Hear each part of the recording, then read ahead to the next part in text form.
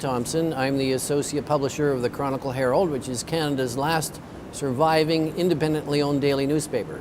Well, I think that agility in 2014 means quite different from what it used to mean. So speed of transaction or the seamlessness of transactions I think are not enough. For me, agility means finding new, creative, perhaps disruptive ways to provide services that taxpayers want, need, in the interests of making Canada a more successful country.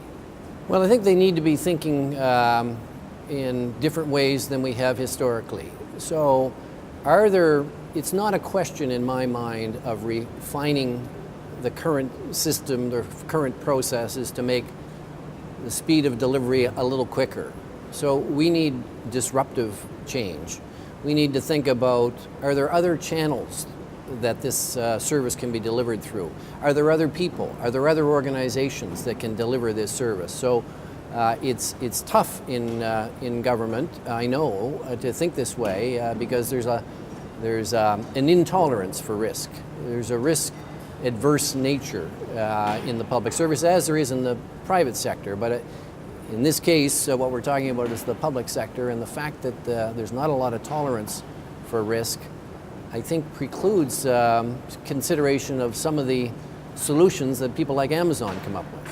I think on the front lines, there's lots of knowledge that we can probably draw upon. So I think sort of top-down direction about how to enhance a service probably, I mean, if it's exclusively top-down, it's probably going to miss the mark. But again, I think that if we focus on what happens at the coalface, as we might say in Nova Scotia, if we focus on that and tinkering with that, we're going to miss the opportunity to think about disruptive sorts of technologies that will produce better outcomes for Canadians.